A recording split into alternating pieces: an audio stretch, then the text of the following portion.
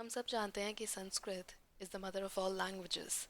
और आपको ये जान के हैरानी होगी कि अंग्रेज़ी का बेसिस बहुत सारी भाषाएं हैं। एक भाषा है लैटिन। और आज के जो मेरे पास दो शब्द हैं, एक्चुअली शॉर्ट फॉर्म्स हैं, वो लैटिन हैं, लेकिन उनका अंग्रेज़ी में इस्तेमाल होता है। So these words are not words but actually abbreviations, and these abbreviations do not even belong to English language, क्योंकि जैसा मैंने बताया ये दोनों शब्द लैटिन भाषा के हैं। लेकिन अंग्रेज़ी जब इन्हें इस्तेमाल करता है तो इनके शॉर्ट फॉर्म को इस्तेमाल करता है। और इनके ये जो दो शॉर्ट फॉर्म्स हैं इनमें हमें अक्सर कन्फ्यूजन रहती है। So first is I dot E dot. Actually this is the short form for id est. Id est जो है वो लैटिन फ्रेज है जिसका मतलब होता है दैट इज़ टू से, और इन अदर वर्ड्स हिंदी में कहा जाए तो यानी, अर्थात, दूसरे शब्दों में। ठीक है ना।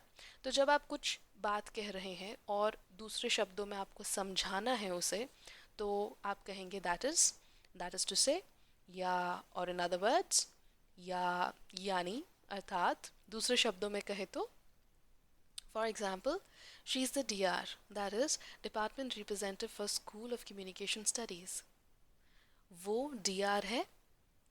दूसरे शब्दों में कहा जाए तो डिपार्टमेंट रिप्रेजेंटेटिव है। He is an accused, that is the allegations have not been proven yet. वो एक एक्यूज्ड है। दूसरे शब्दों में कहा जाए तो उन पर लगे इल्ज़ाम अभी तक प्रूव नहीं हुए हैं। ठीक है। तो मतलब एक शब्द का जब आप मीनिंग समझा रहे हो या डिटेल में उसके बारे में बता रहे हो तो आई डॉट ई डॉट लगा होता है, तो you can say that is. Second is E dot G dot. Now this is also short for exempli gratia. This is a Latin phrase too. It means for the sake of example. And after writing E dot G dot, you can give an example. तो जब भी sentence में E dot G dot लगा हो यानी आप कह सकते हैं फॉर एग्जाम्पल या उदाहरण के लिए। और ये भी जो है लैटिन से लिया गया है exempli gratia से। For example, you can fold a napkin in variety of shapes. Example swan, pigeon, lotus. I don't like 2 minute noodles. Example ramen, atta noodles. So E dot G dot example or I dot E dot that is. I hope the difference is clear. अगर अभी भी कोई confusion है या कहीं कमी रह गई है वीडियो में तो आप कमेंट्स में पूछ सकते हैं। वैसे एक ट्रिक है जो आपको इसे याद रखने में मदद करेगा। देखिए E dot G dot E से शुरू हो रहा है, तो इसका मीनिंग जो है वो भी ई से है, यानी एग्जाम्पल।